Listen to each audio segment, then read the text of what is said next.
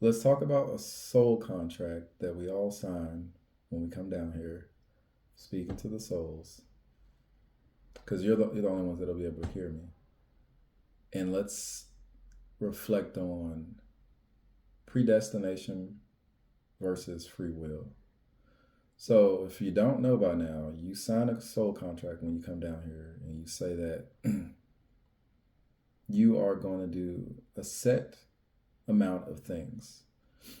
You're going to have this family, these relationships, achieve these goals. That will be the predestination part of it. And there's about 12 key points in life, give or take a few here and there for certain people. But there's 12 key points that you will always hit based on that contract. You'll have to do it. That's what you want to do when you come here. So it's really like if you're, let's think of it as you going on a cruise and you're going to Grand Cayman, Jamaica, Cuba, you go over to Japan. You're always going to hit those islands, but what you do on those islands is the difference. That's the free will. So, in between those 12 key points, give or take, like I said, you're going to have to make decisions. Now, all of this is to make you feel like this is real, it's to engulf you into the experience.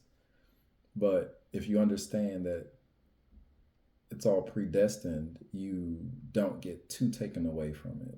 You don't get too taken away from where you came from your godhood, from the soul itself. But you do want to have fun. Just like when you get on that cruise ship, you understand that you're going home one day. The cruise ship is going to turn around and take you back to home port.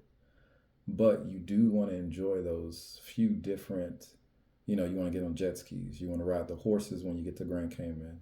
You want to go skydiving when you get to Japan. You want to go to Carnival when you get to Cuba. Now, you may also just ride in one of the antique cars when you get to Cuba and miss Carnival. You might just eat the food when you get to Cuba. You may indulge in other things when you get to Cuba. When you get to Japan, you might, I don't know, go to a kendo dojo or do something that you wouldn't have done otherwise. But those are the experiences that line up. And those are the choices that you get to pick when you get here. Hmm, that sounds fun. I think if I was going to Japan, I would definitely watch a tea ceremony because that's Mm. something that I would want to do. Mm-hmm. But yeah, the soul contracts. We all signed a contract to come down here. You might not think you did, but you did. Maybe you remember, maybe you don't. Um, but it is what it is. We're down here. We signed up to be here, and there are things that we said we were going to do, and therefore we have to do them because it is a contract and it's binding. So, Yeah. And everything in the spiritual realm, and even in the soul is a singular thing that encompasses all things. But everything in the spiritual realm is mirrored in the physical world. So the contract in the spiritual realm is mirrored in the physical world with contracts and documents that we sign here. Same thing with, you can go as far as the stock market, you could go as far as clothes that you wear.